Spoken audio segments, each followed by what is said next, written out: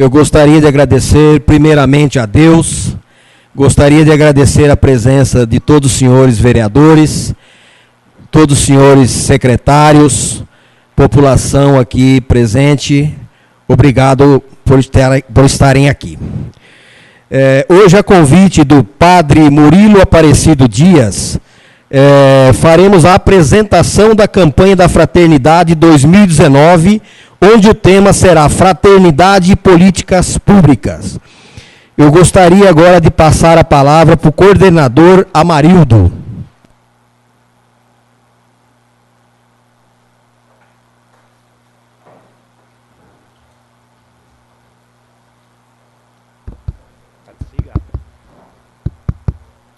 Boa noite a todos. Está desligado.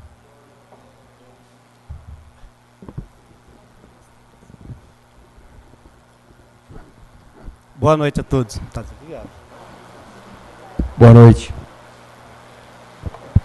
Boa noite a todos. Gostaria de agradecer a presença de vocês aqui na Câmara.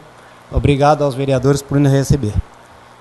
Vou fazer uma breve apresentação da equipe e assim a gente já começa a fazer as apresentações, tá ok? Sueli, a nossa mestra, ali a Silvia, Vicente, Cláudia, Walter, Fábio, Alessandra e o Birajara. Então a gente vai começar com a oração da campanha e logo em seguida o Fábio e a Alessandra começam apresentando o cartaz. Tá ok? Obrigado.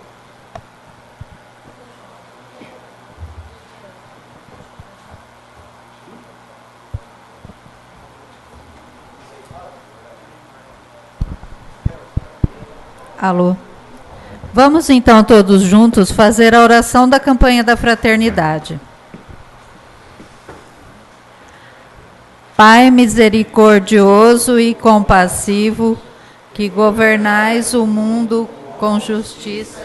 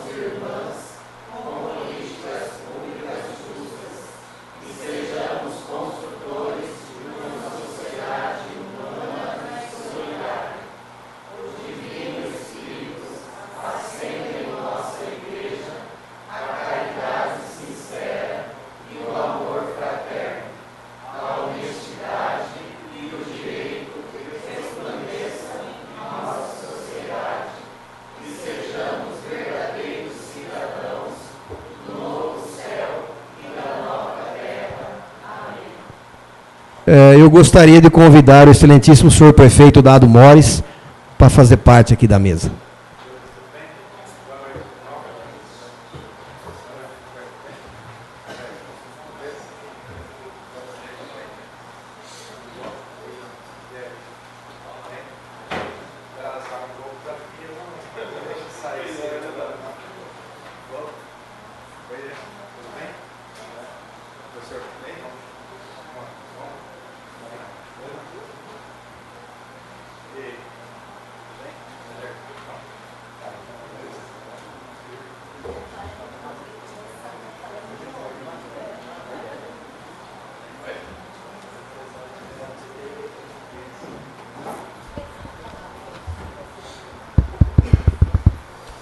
Boa noite. A gente vai falar para vocês hoje um pouquinho sobre o cartaz da campanha da Fraternidade do ano de 2019.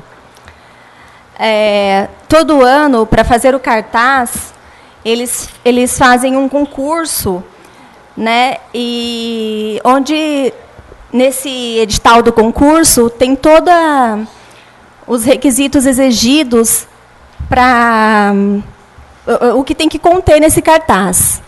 E esse ano, o cartaz escolhido, né, foi esse aqui, da campanha da Fraternidade 2019.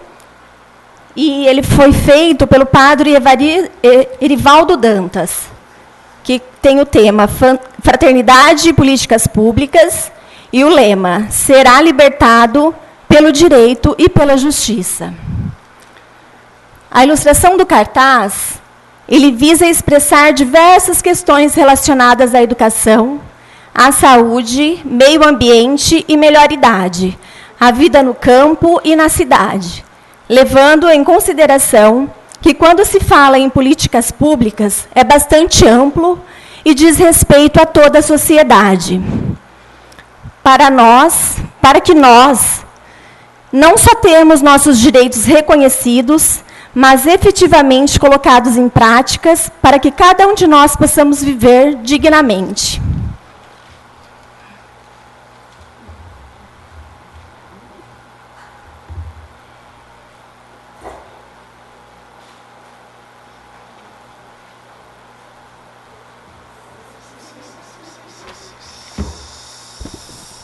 Boa noite. O objetivo geral da campanha da fraternidade, ela tem como premissa fazer a diferença da vida das pessoas. Todo ano, a CNBB, ela, na época da quaresma, ela lança a campanha da fraternidade, e o ano passado e o ano retrasado foram feitas várias campanhas de fraternidade. E nessas campanhas, teve Onde Mora, Vida Sim, Droga Não. Esse ano, a CNBB, ela resolveu lançar Fraternidade e Política Pública. É um tema que está muito perto da gente. Por quê? Porque durante o nosso cotidiano, a gente encontra o que dá para imaginar o que é política pública. Normalmente, isso é comum acontecer, as pessoas imaginam o seguinte: eu não tenho nada com isso, eu não sei o que está acontecendo, e não percebe que eles fazem parte do contexto, no dia a dia da vida da pessoa. A gente ouve falar muito em mudança, vai ter mudança, tal, mas, na verdade, o que a campanha da fraternidade prega é a transformação. Mudar é uma coisa, transformar é outra coisa. Mudar é você pegar a mudança, a pessoa está mudando, está levando os móveis embora, está mudando de cidade. Agora, a transformação é quando o indivíduo transforma. Então, a política pública, esse ano, tem uma visão diferente. A igreja, ela teve essa coragem de lançar esse tema, para que as pessoas participam da atividade política pública da cidade. Nós somos motivados ao serviço de transformação e construtivo de novas relações que possibilitam a participação de todos na construção de uma sociedade fraterna, baseada no direito e na justiça. O modo de a gente ser cristão ativo é ajudar na discussão e na execução das políticas públicas.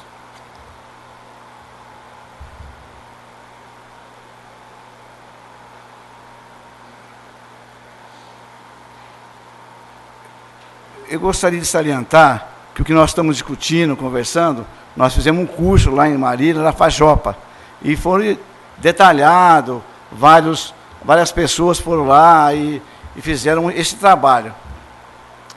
Conhecer como são formuladas e aplicadas as políticas públicas estabelecidas pelo Estado brasileiro. Exigir ética na formulação e na concretização das políticas públicas. Despertar a consciência de política pública em âmbito nacional, estadual e municipal. Propor políticas públicas que assegurem os direitos sociais aos mais frágeis e vulneráveis. Trabalhar para que as políticas públicas eficazes do governo se consolidem como política de Estado. É um detalhe importante, que não é só o governo que é responsável pela política pública, e sim também o funcionário. Às vezes você vai em algum lugar e o funcionário trata você mal, e o governo não tem como enxergar isso aí. Então, o funcionário também tratar bem faz parte da política pública. Promover a formação política dos membros de nossa igreja, especialmente dos jovens, em vista do exercício da cidadania.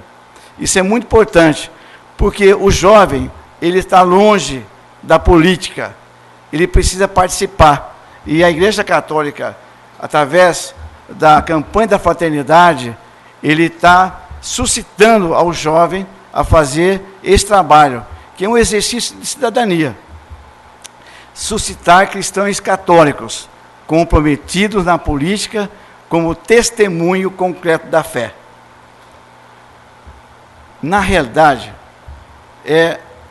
a campanha da fraternidade desse ano, ela está abrindo os olhos das pessoas para as políticas públicas. E eu tenho certeza que esse ano as pessoas vão começar a participar das reuniões. Eu vejo no Jornal de Oriente, por exemplo, o prefeito convida, vai ter reunião sobre a campanha, sobre um assunto.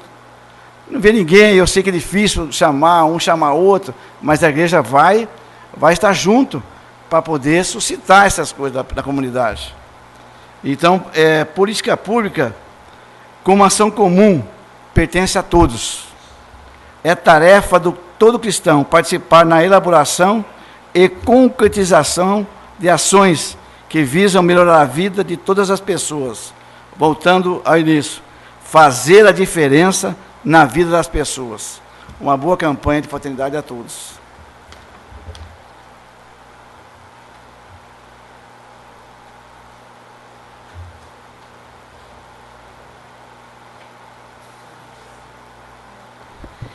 Eu vou passar um pouquinho para vocês a respeito do tema e sobre o lema da campanha da fraternidade. Então, o porquê de escolher um tema e um lema?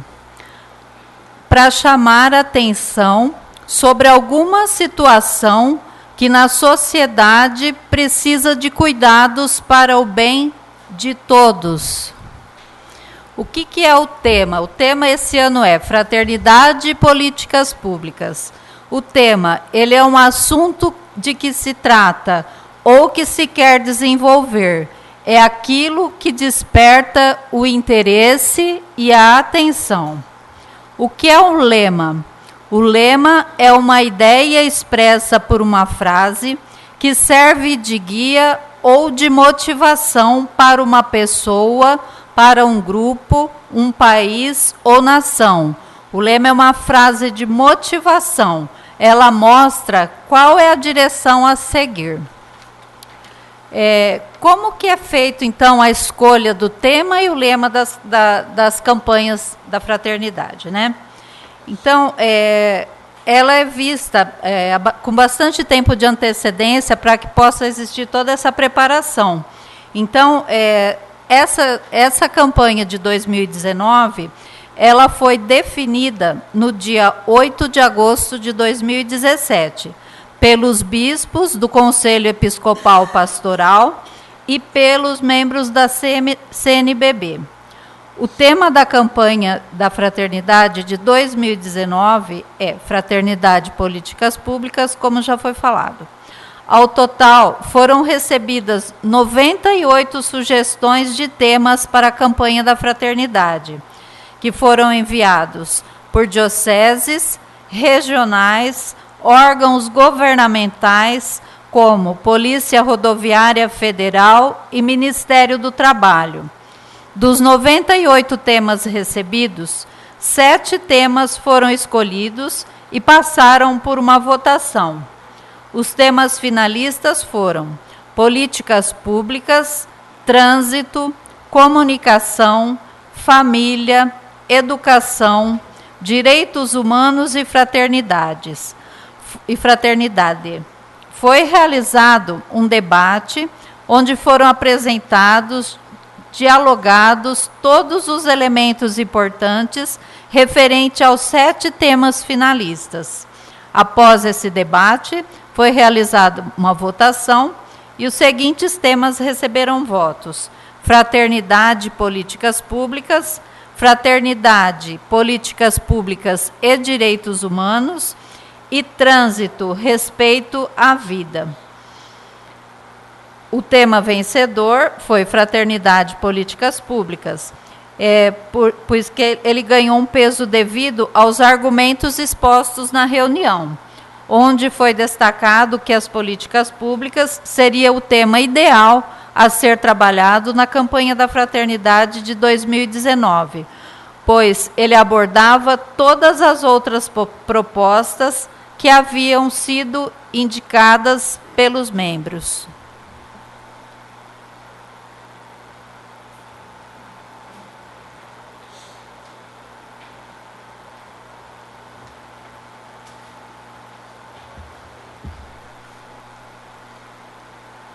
Boa noite a todos.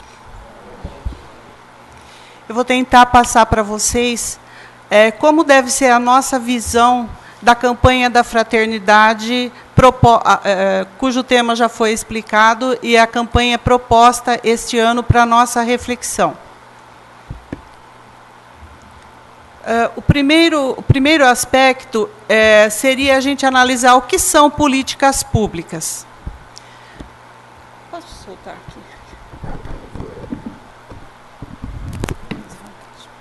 Bom, políticas públicas, quando se vê a palavra política, todo mundo já dá um passinho atrás. Opa, política eu não quero saber, não me interessa, eu não quero nem saber o que acontece, porque o que acontece lá não tem sido muito bom ultimamente, né?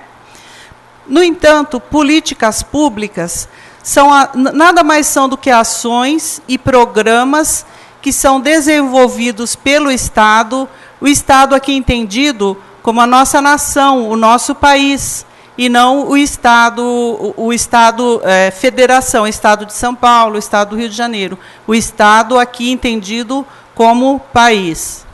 Então, são as ações e programas desenvolvidas pelo Estado para garantir e colocar em prática direitos previstos na Constituição Federal e também em outras leis menores, mas todas subordinadas ao que está previsto na Constituição Federal.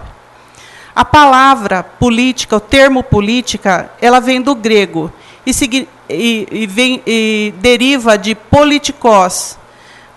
Polis quer dizer cidade ou cidade-estado, e tikos, cidadão. Então, a politikos era o lugar onde os gregos se reuniam para discutir problemas que eram comuns da sociedade da época. Então, eles se reuniam e eles levavam os problemas, e eles não desfaziam essa reunião enquanto não encontravam uma solução que fosse adequada para a resolução daquele problema e que fosse boa para todos. Ou seja, a finalidade era que se atingisse o bem comum. Ninguém ia lá para defender um interesse particular, um interesse individual. Iam para decidir uma solução que fosse boa para o bem de todos. As políticas públicas que nós conhecemos, que são mais divulgadas e consideradas mais importantes, são as políticas públicas sociais, na área da educação, da saúde, da habitação e da previdência. Mas também existem outras políticas, não menos importantes, que são políticas de meio ambiente, de cultura, políticas agrárias, de direitos humanos, das mulheres, dos negros e dos jovens. Todas essas políticas sempre em busca e visando o bem comum. E como que os poderes públicos podem colaborar na elaboração das políticas públicas? O poder político do nosso país, ele está constituído como uma república federativa. Então, a estrutura político-administrativa é composta pelo legislativo, pelo executivo e pelo judiciário, cabendo ao legislativo a elaboração das leis e a fiscalização do Poder Executivo.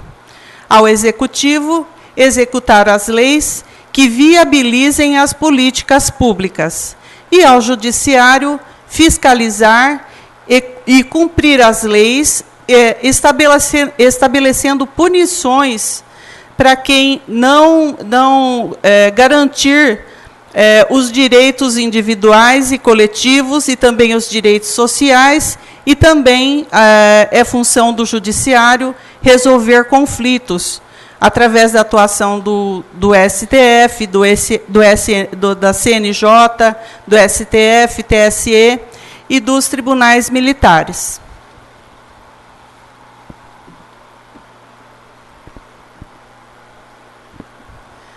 Nós temos dois tipos de políticas: as políticas de Estado e as políticas de governo. O que seriam as políticas de Estado? As políticas de Estado são todas aquelas que se encontram amparadas na Constituição Federal. Elas independem da vontade dos governantes. Então, tudo aquilo que está previsto na Constituição Federal não pode ser mudado de forma alguma, nenhuma lei pode contrariar o que está previsto na Constituição Federal. Então, independe da vontade de qualquer governante em qualquer momento. Já as políticas de governo são ações específicas de cada governante. Então, o governante, ele tem o poder discricionário, então ele pode escolher em que áreas ele pretende ou ele acha mais importante desenvolver as políticas públicas. Com esse poder discricionário, então ele pode escolher as políticas públicas, mas essas políticas sempre estando subordinadas à lei maior, que é a Constituição Federal. E o que se espera que o bom governante faça pelo bem comum? Orçamentos elaborados para o bem público e não para servir interesses específicos dentro da legalidade e de forma democrática.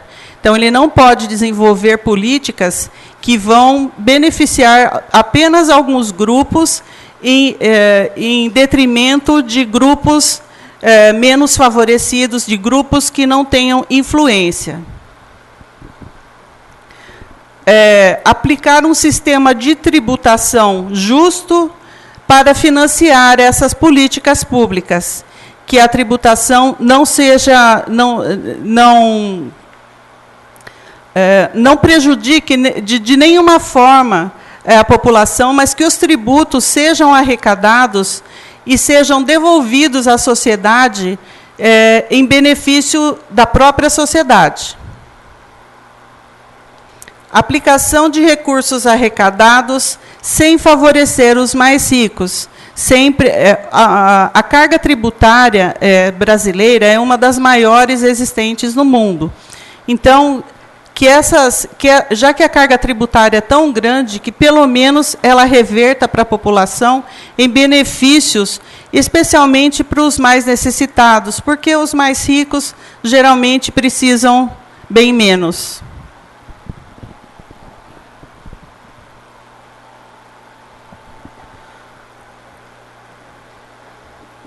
Bom, quais os problemas, os maiores problemas no desenvolvimento das políticas públicas? A descontinuidade e dependência da vontade do comandante político. A descontinuidade, ela se resume no seguinte: como o governante ele vai desenvolver a política do governo dele. Então, ele vai dar prioridade a ações e programas que ele apresentou ou que foram plataformas na sua campanha eleitoral, geralmente. Então, ele não tem muito interesse, ainda que isso seja bom para a população, de desenvolver ou continuar desenvolvendo uma ação que tenha sido iniciada em outro governo, às vezes por mero orgulho, por não ter sido dele aquela ideia, então ele abandona um programa que vinha trazendo benefícios para a população, simplesmente porque ele acha que não foi ideia dele, então ele não vai levar a fama por ter feito aquilo. Então ele abandona aquela política e, às vezes, passa a desenvolver uma política que não traz benefício nenhum para a população e deixa aquela política que vinha sendo boa em segundo plano. Isso é essa descontinuidade. Então, ele para aquilo que vinha sendo bom e começa uma outra coisa que nem sempre é tão favorável à população. Então, o papel do bom governante é trabalhar para que as políticas de governo se consolidem como políticas de Estado, ou seja, desenvolver políticas ao ponto de elas serem abrangidas e passarem a serem políticas amparadas na Constituição Federal. Porque, estando amparadas pela Constituição Federal, aí elas não vão mais depender do poder discricionário dos governantes.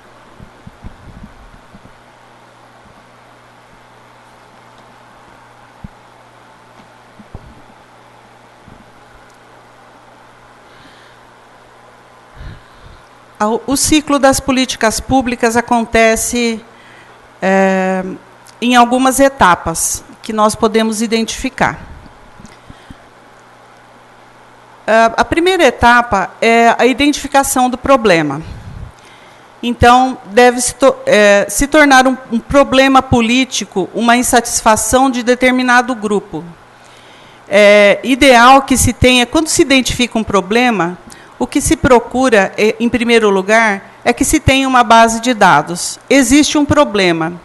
Que tamanho é esse problema?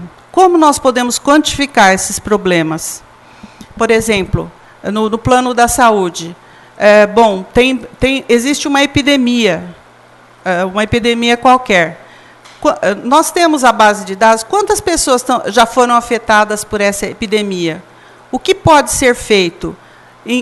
De forma geral, quantificar esse problema, porque quantificando é mais fácil se encontrar a solução.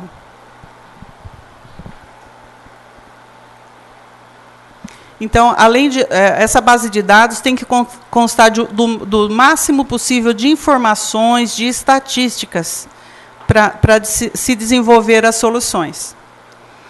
A segunda fase é a formulação da política pública, que é propriamente a busca de soluções para o problema e levantar as diferentes alternativas possíveis.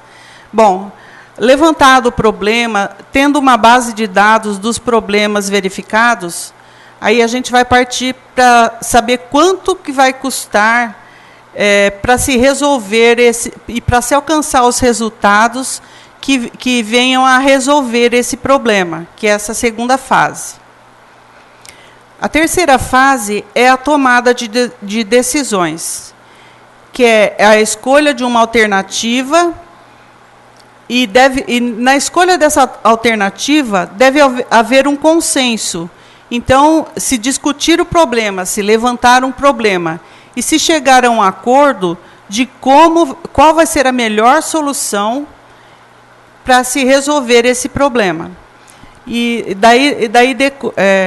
esse consenso se pode chegar através do voto, pode-se votar, de assinaturas que são propostas, inúmeras vezes nós já participamos de abaixo-assinados, é uma forma de se manifestar e se chegar a um consenso em face de um problema que a sociedade vem enfrentando. A implementação das políticas públicas é a ação que estava no plano das ideias para se tornar algo concreto. Tem como foco a efetividade, a eficácia e a eficiência. E, finalmente, a avaliação e monitoramento. Avaliar todo o processo e não só no final, para identificar os erros e corrigi-los. é preciso se medir os efeitos, medir a utilidade e se o problema foi resolvido. E se no decorrer da implantação daquela política for verificado que algum resultado não está sendo alcançado, não se esperar chegar até o final para depois implementar mudanças, mas que as mudanças sejam feitas também no curso da implementação dessa solução.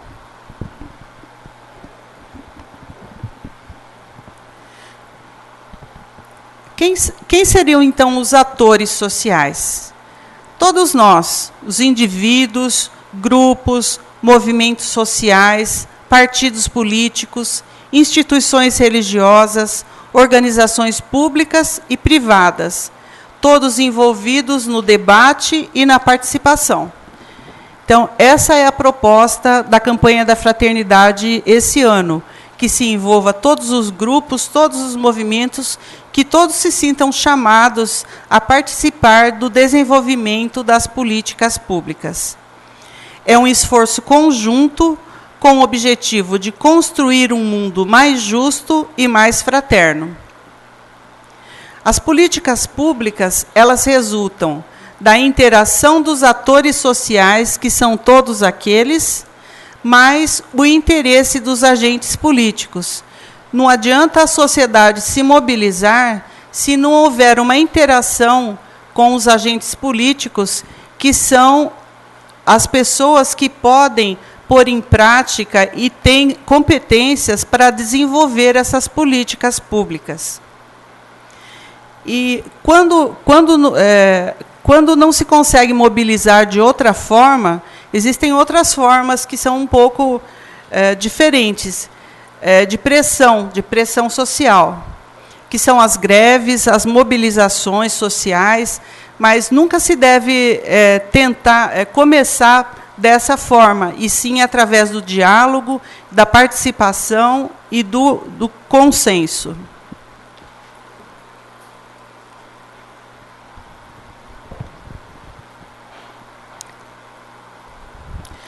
Portanto, a participação ela é essencial no desenvolvimento das sociedades. Nós sempre temos que tentar ser protagonistas, cada um de nós ser protagonista, e não ficar assistindo a tudo que acontece de braços cruzados. Principalmente o jovem. É preciso que se estimule a juventude, é o tempo propício para a formação da cidadania. Talvez nunca tenha havido uma preocupação em se formar cidadãos. Nós somos fruto de uma cultura que não priorizou a formação de cidadãos, de pessoas protagonistas, que se interessam pelo bem comum e em conhecer um pouco mais das políticas, da participação social. Então, o jovem, nesse momento, ele oferece um terreno mais propício para que se estimule essa participação. A participação, ela é muito mais do que votar, né? É estar presente, ser protagonista da execução das políticas públicas. E como essa participação acontece? Através da participação em audiências públicas, nos conselhos municipais, estaduais e federais, conferências, reuniões e organizações da sociedade civil. Os conselhos, o que seriam os conselhos? São órgãos de controle e participação social. Podem ser deliberativos, que têm poder de tomada de decisão, podem ser consultivos ou fiscalizadores. São os conselhos da saúde, da mulher, da educação, da alimentação escolar, da criança e do adolescente. Nos conselhos existe o princípio da paridade, ou seja, que metade dos representantes dos conselhos sejam da sociedade civil.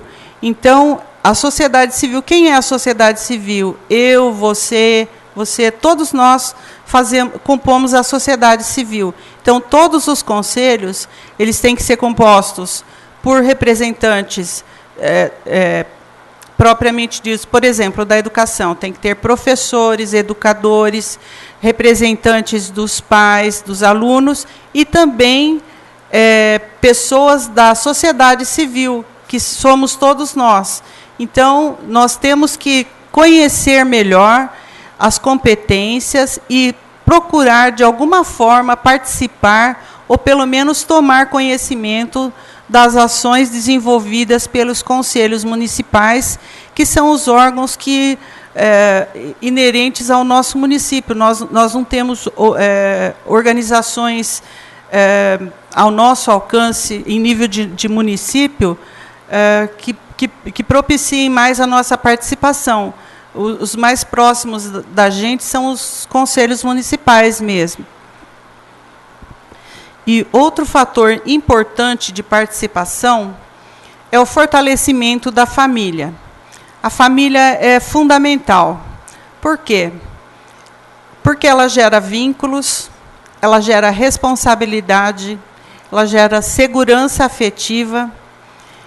O indivíduo aprende a viver com... O primeiro lugar que o indivíduo aprende a conviver com as diferenças, a viver e a respeitar o outro, é dentro da família.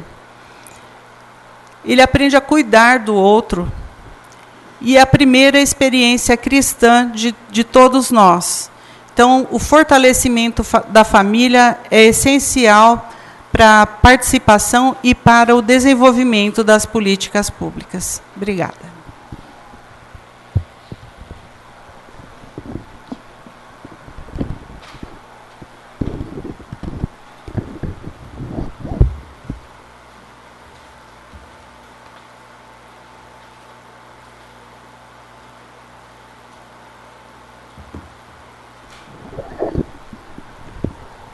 Senhor presidente, na pessoa do senhor, quero agradecer e saudar também as outras autoridades, vereadores, também o senhor prefeito.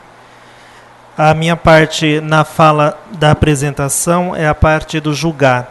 Dentro da metodologia da campanha, sempre é o ver, julgar e o agir. Então, o julgar apresenta sempre uma visão bíblico-teológica.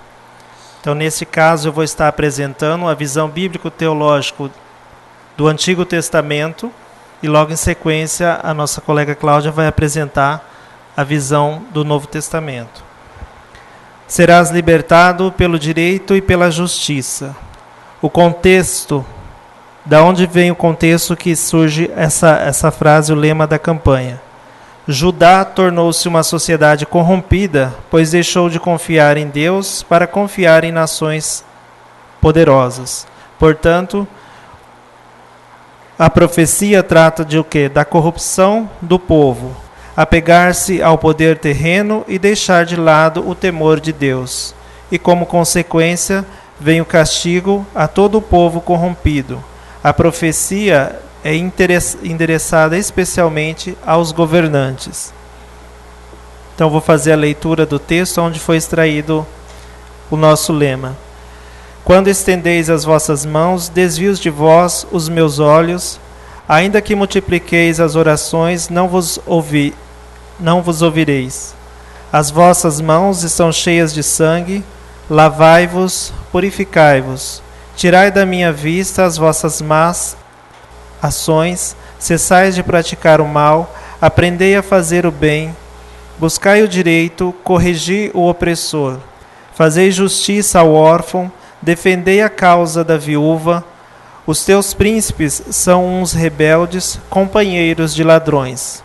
Todos são ávidos por suborno e correm atrás de presente.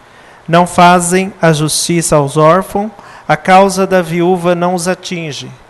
Sião será redimida pelo direito e os seus repatriados pela justiça. Será a destruição dos ímpios e dos pecadores. Todos juntos, os que abandonaram o Senhor perecerão. Então, essa é a parte da Bíblia onde é tirado, inspirado o texto para o lema da campanha da fraternidade. Isaías, ele é crítico em relação ao culto designado na prática da justiça social. Essa crítica conclui com novos imperativos que exigem justiça para com os desviados. Seriam eles: primeiro, lavai-vos; segundo, purificai-vos; terceiro, afastai-vos, afastai a malícia de vossos corações; o quarto, parai de fazer o mal; quinto, aprendei a fazer o bem; o sexto, buscai o direito, o nisipate, que é em hebraico; socorrei o oprimido, fazei justiça, sedak, que é em hebraico; fazei justiça ao órfão, defendei a viúva. Quais são os caminhos para a libertação do povo? Então, vai ser através do direito e da justiça. O direito, misipate, que é a ordem justa da sociedade, segundo a vontade de Deus. Na prática, nem sempre bem respeitada. E a justiça, o sedek, em hebraico, que é o fundamento do direito, obrigação moral do direito e a motivação interior. A justiça, podemos colocá-las de duas formas: a justiça estrita e a justiça libertadora. A justiça estrita é dar a cada um o que lhe cabe por direito, a garantia imediata do direito, ou seja, é a lei, dar ao outro o que é dele.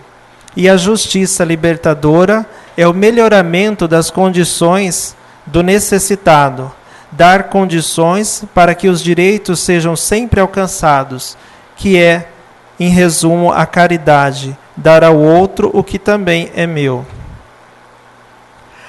O amor sempre é um superávit da justiça. Por quê? Porque ele realiza a justiça, mas ele também supera a justiça. Somente o amor produz uma justiça libertadora, que não abandona o necessitado, mas o faz crescer. Eu gostaria de convidar a todos, vamos ler essa frase do Papa Bento: amem-se tanto mais.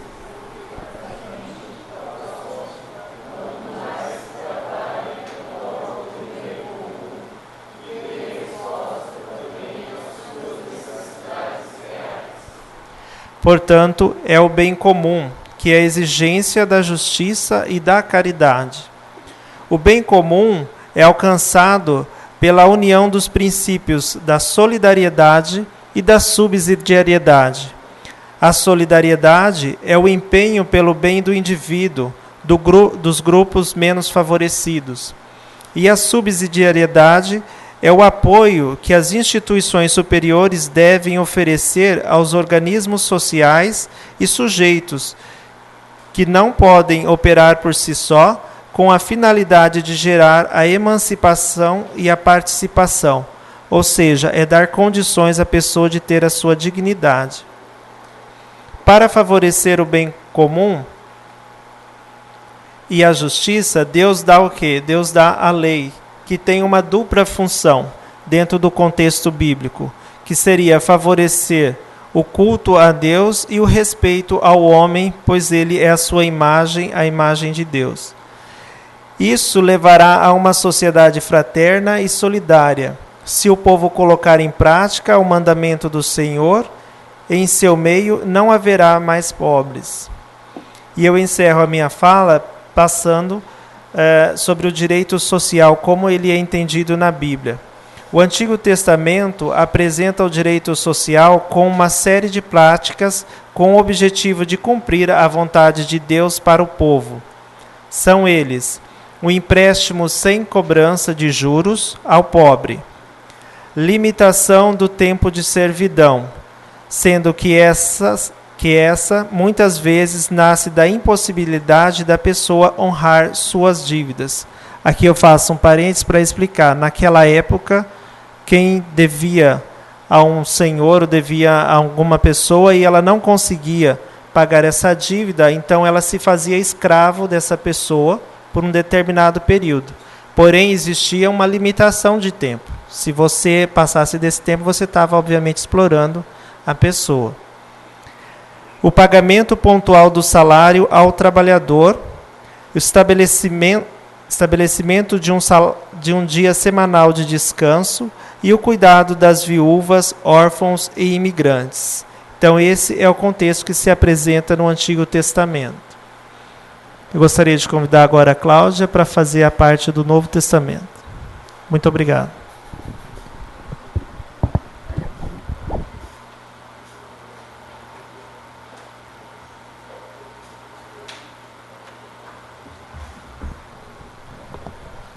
Boa noite a todos.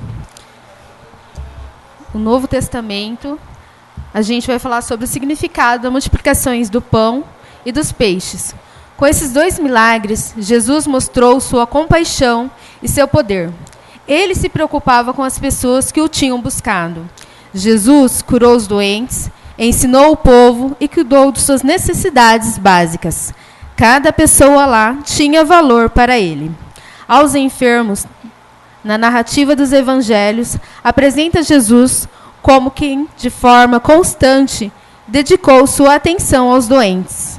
No Evangelho segundo Marcos, observa-se que dos 17 milagres narrados, 14 giram em torno de cura. Jesus nos indica como modelo de compaixão e misericórdia a postura do bom samaritano ante a quem precisa receber cuidados. Visita aos doentes sem permitir que estes estejam entregues à própria sorte. Significa visitar Jesus. As crianças, Jesus se preocupava, dando destaque importante a elas como seres dependentes e indefesos, no sentido de indicar a atenção que lhes cabe.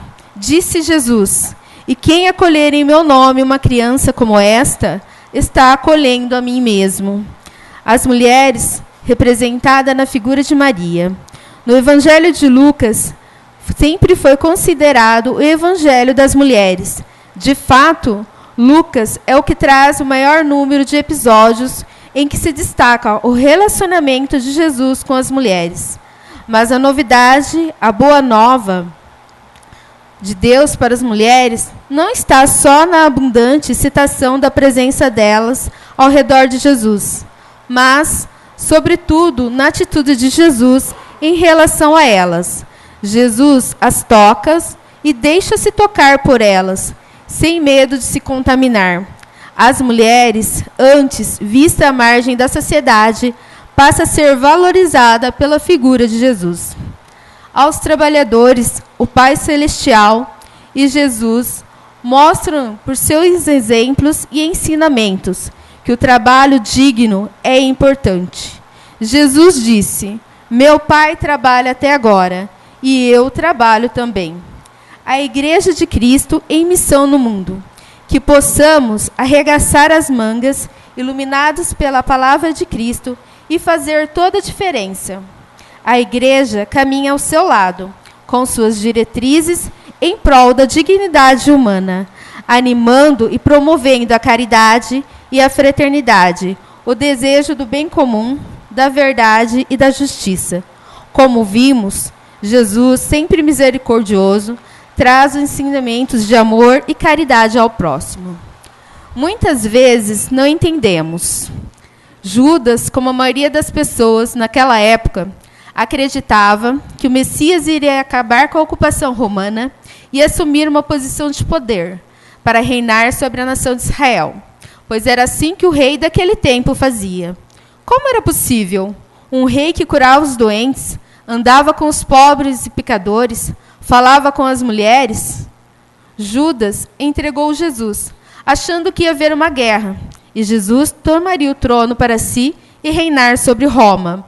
Talvez Judas seguisse a Jesus com a intenção de tirar vantagem da sua associação com ele, como novo poder político. Judas então entrega Jesus, esperando ele se rebelar. Mas isto não aconteceu. Quando Judas tomou conhecimento do seu ato, se arrependeu. Jesus já tinha deixado claro que seu reino não é deste mundo, que ele planejava morrer e não iniciar uma rebelião contra Roma. Morrer para dar a seu povo a salvação eterna.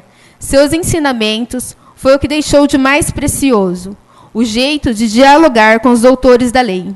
É isso que ele vem nos ensinar hoje, que caminhemos juntos, políticos, comunidades e igreja, todos juntos visando um bem comum.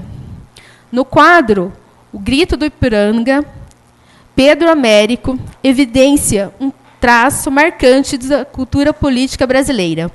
O povo sempre está assistindo aos fatos políticos, ao invés de participar dele diretamente.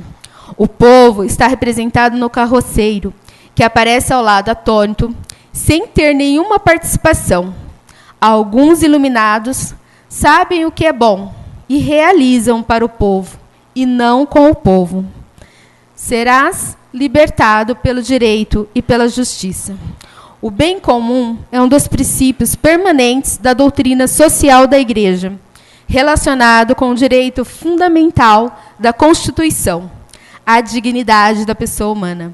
Qualquer política deverá levá-la em prática, ajudando os mais vulneráveis da população. A doutrina social da Igreja convida todos os cristãos, as pessoas de boa vontade, não esperar de braços cruzados pela ação do Estado no campo das políticas públicas, mas a colocarem em prática sua criatividade social, que São Paulo II chamou de uma nova fantasia da sociedade. Ela se manifesta, sobretudo, na eficácia dos socorros prestados, na capacidade do pensar solidário com quem sofre, sendo o princípio da solidariedade em prol do bem comum. Um grande exemplo da campanha da Fraternidade de 2014, que tinha como tema fraternidade e tráfico humano. Isso porque, através da campanha, foi criada a Lei 13.344, de 2016, que atualizou a legislação acerca desse tema. Então, eu peço para que todos leiam junto a mensagem do Papa.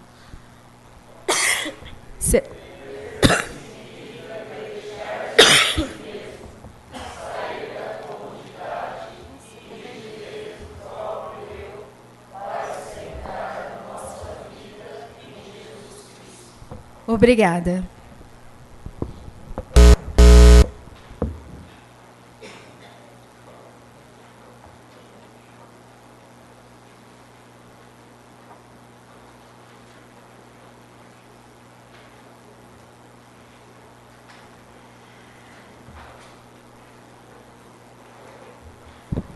Boa noite a todos, autoridades aqui presentes, população. No método do ver, do julgar e do agir, eu vou falar para vocês um pouco sobre o agir. O que é o agir? O agir é tomar providências, atuar, fazer. É a gente sair do nosso comodismo, e participar da vida em comunidade. No segmento de Jesus, somos enviados ao encontro de irmãos e irmãs, especialmente nos cuidados para com os pobres, pobrezas periféricas e existenciais. Somos enviados para ser misericordioso como vosso Pai misericordioso. As políticas públicas são ações do Estado ou do governo na solicitude para com os mais necessitados. Tornam para todos os cidadãos expressão do direito e da justiça. Ao defender que as políticas são as condições para a fraternidade, essa campanha nos alerta para o exercício de uma escuta qualificada em relação à questão da moradia. A não efetivação deste direito é um atentado contra a vida de muita família que procuram abrigo nas estribarias urbanas e rurais. O Papa Francisco também, ele quer comunicar sobre a Jornada Mundial do Pobre, que será no dia 17 de novembro, no 33º domingo do tempo comum. O desejo do Papa Francisco é que na semana anterior, que antecede o Dia Mundial dos Pobres, sejam realizadas ações concretas, tais como: as comunidades cristãs se empenham na criação de muitos momentos de encontro e amizade, de solidariedade e ajuda concreta. Convidar os pobres e os voluntários para participarem juntos na Eucaristia desse domingo, de modo que No domingo seguinte, a celebração da solenidade de Nosso Senhor Jesus Cristo, Rei do Universo, seja mais autêntica. Ouvindo o apelo do Papa Francisco, também propomos com a Caritas Brasileiras iniciativas concretas que ajudam na celebração.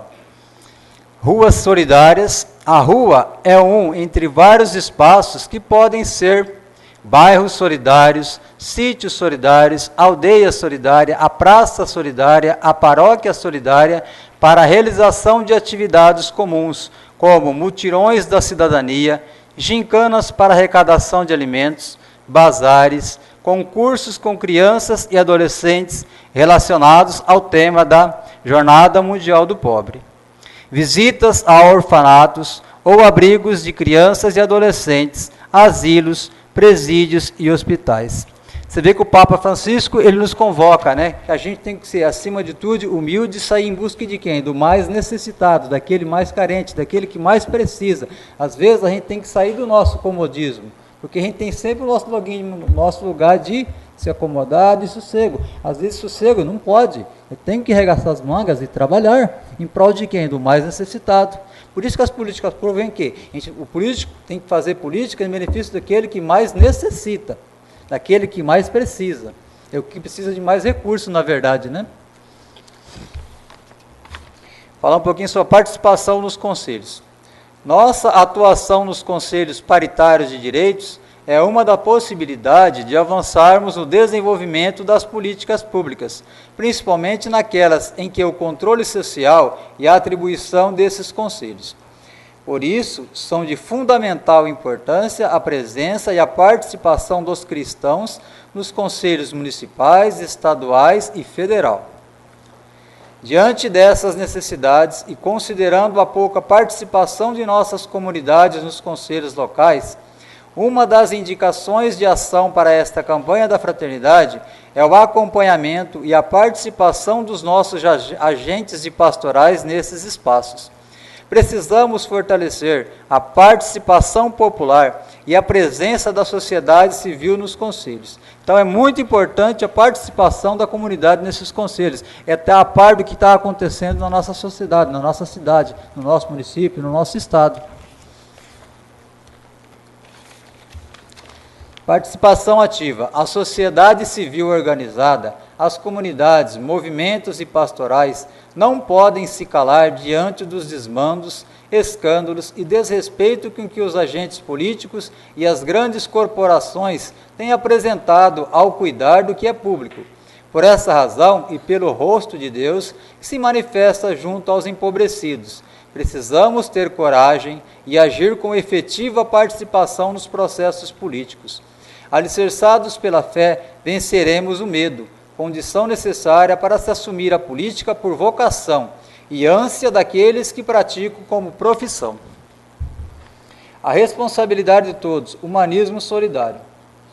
Todo cristão é convidado a se responsabilizar pelo outro, cuidar para que direitos e deveres se tornem uma realidade vigente e papel do cristão. A política é o meio para que o viver em sociedade passe a promover a vida digna de todos os cidadãos.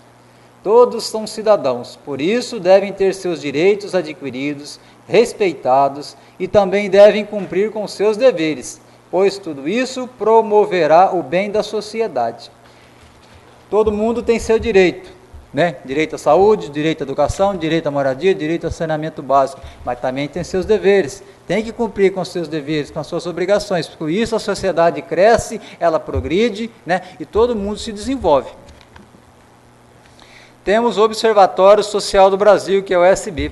O OSB é um espaço para o exercício da cidadania, que deve ser democrático e apartidário, e reunir o maior número possível de entidades representativas da sociedade civil, com o objetivo de contribuir para a melhoria da gestão pública. Um bom exemplo vem de Maringá, no Paraná. Indignada com o problema crônico da corrupção e desvio de recursos públicos, a população uniu esforços e criou o Observatório Social de Maringá, uma associação movida por voluntários que reúne profissionais liberais, empresários, servidores e com a participação da comunidade católica, sendo a presidente a irmã religiosa Muraldina Cecília Ferraza. O Observatório Social é pioneiro no controle da legalidade do gasto público. A gente tem que estar muito atento, né, às condições, tudo que está acontecendo no nosso país, no nosso município e no nosso estado. Por quê? As políticas públicas têm que ser em prol de quem? Das mais necessitadas, daqueles que mais precisam de recursos. Então, a gente tem que estar sempre atento ao que está acontecendo. Está vindo verba, está vindo recurso para isso, para aquilo, está sendo aplicado, está sendo bem para aquela demanda, que é o correto, né? Da minha parte é só isso, eu agradeço a atenção de vocês. Eu gostaria de convidar o padre Murilo, que acabou de chegar, para fazer parte da nossa mesa aqui.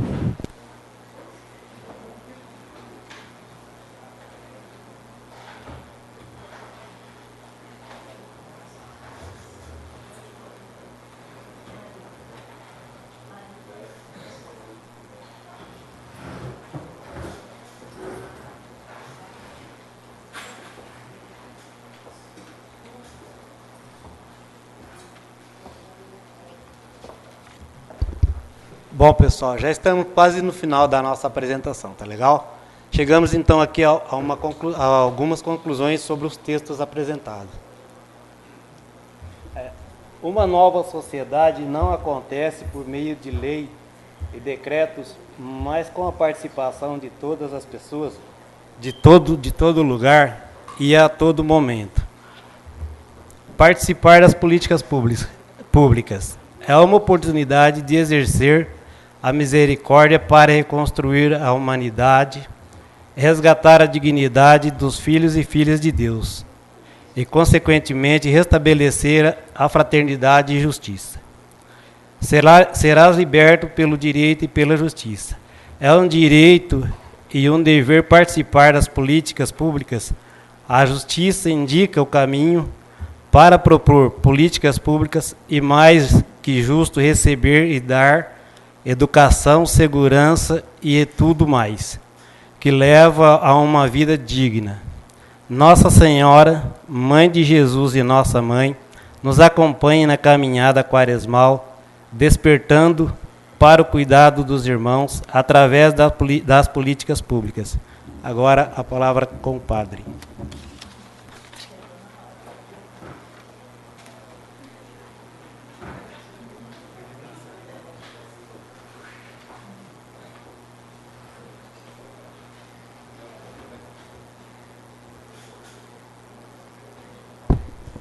Boa noite. Senhor prefeito, senhores vereadores, amado povo de Deus, que alegria ver essa sessão repleta de comprometidos, né, com a causa do reino, também as autoridades que nos ajudam com o auxílio e a acolhida, bem como o comprometimento de vocês, juntamente comigo, em obediência à igreja. Então, como vocês observaram nessa apresentação da nossa equipe, que preparou com tanto carinho, e é justamente sair da igreja, esse pedido do Papa, para estar num ambiente como esse, que na qual aproveito para agradecer novamente, é para nós um grande sinal. Talvez alguns não vão interpretar isso com uma maneira plausível, muitos não se comprometem, mas ao mesmo tempo o desejo de vocês e também a espontaneidade muito me alegra, pois nós precisamos fazer alguma coisa em favor de todos de nosso município e também em obediência ao nosso Pai, aqui a todos que conhecem e vivem essa experiência. Então, em comunhão com a campanha da fraternidade, que esse tema é muito pertinente para todos nós, não somente nesse período que a igreja propõe durante a quaresma, mas algo contínuo, que na qual eu acredito que nós estabelecemos um diálogo entre vocês, senhores, bem como os demais departamentos da cidade. E a nossa igreja, para concluir nesse gesto concreto da campanha, que é justamente a ajuda financeira, propõe para todos nós, cristãos, para fazer uma oferta em dinheiro, e essa oferta será então destinada a vários departamentos sociais, não somente de nossa diocese, mas de todo o Brasil.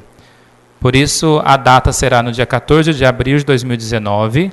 Nós teremos 2 missas para essa celebração chamada Domingo de Ramos. No dia 13, no sábado, às 19h30, e também no domingo, dia 14, às 8h30 da manhã.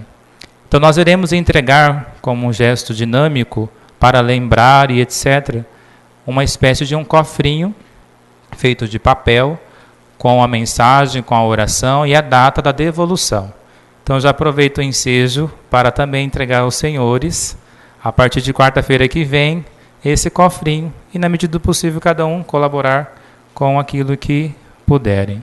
E nós iremos agradecer também pela iniciativa de vocês, pela causa do reino e também dos demais da sociedade. Então, como é que funciona então a divisão dessa coleta? Ela é gerenciada então pelo Fundo Diocesano de Solidariedade. Existe uma equipe de padres, cristãos leigos, cristãos também de outras religiões, e também com a Caritas Diocesana de Marília, que é presidida pelo padre Vicentinho, que vocês conhecem muito bem, que passou por nossa paróquia um tempo atrás.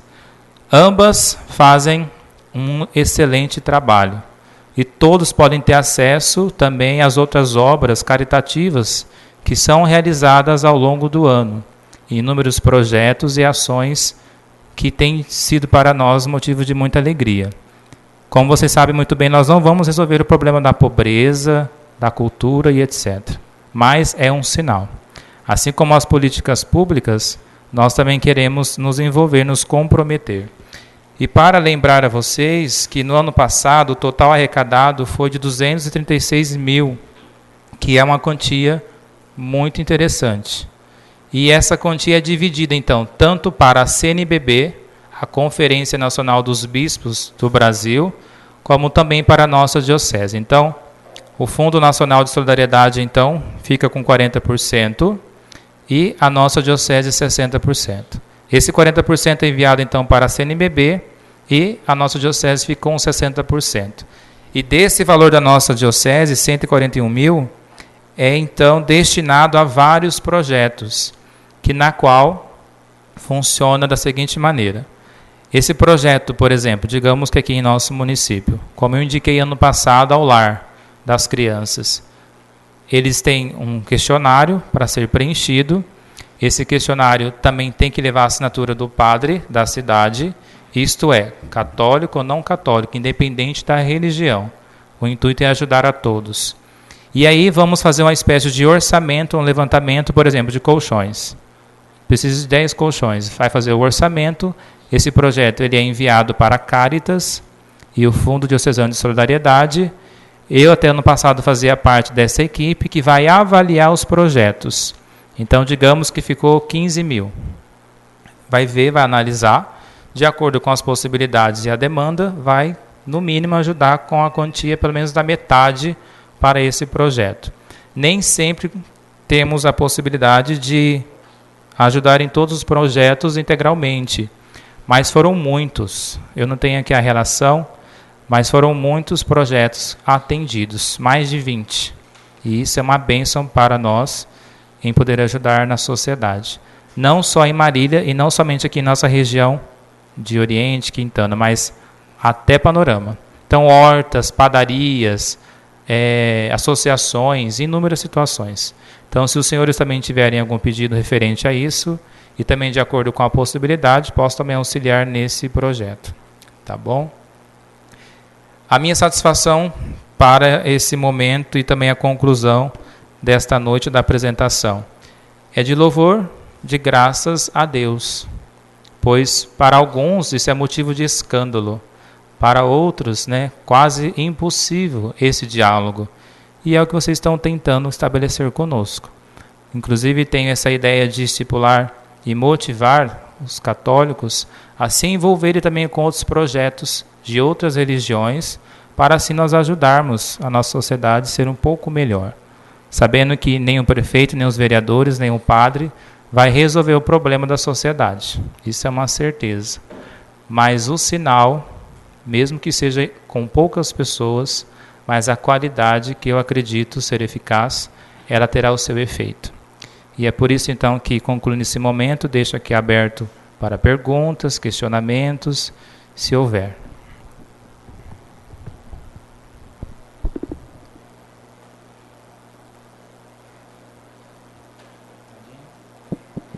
Estão cansados? A única coisa que a gente, pelo menos na minha pessoa, acho que na pessoa de todos os vereadores, a gente agradece de coração esse empenho e por a gente estar fazendo essa parceria. Isso é muito bom, é transparente. Fica muito claro que ambos, não só políticos, mas como sociedade em geral, temos que nos unir e colocar em prática essa política pública com honestidade e transparência. E fica aqui, padre, o nosso apoio. Essa casa vai estar sempre aberta para todos que estão aqui hoje, a família, os amigos, para toda a sessão de segunda-feira estar acompanhando o trabalho dos nossos políticos, né? Como eu disse, é um trabalho árduo, não é cansativo, mas, porém, se torna cansativo quando você corre atrás dos objetivos. Mas a população merece muito mais do que isso, tá bom? Vocês têm nosso apoio aqui.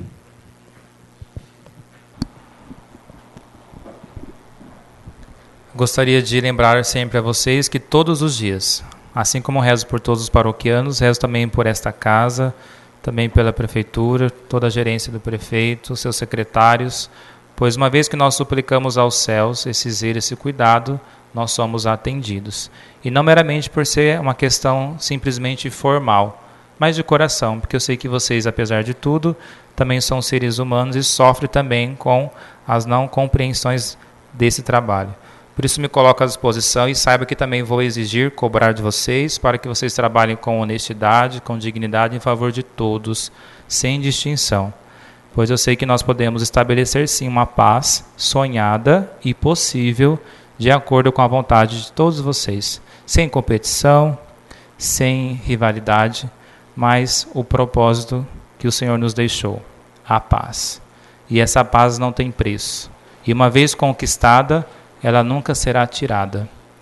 Gostaria também de estender o convite a vocês, pois amanhã teremos uma palestra com a doutora Luciana, uma psicóloga de Marília, que tem tido uma experiência de muito enriquecedora, tanto no âmbito cristão como também profissional.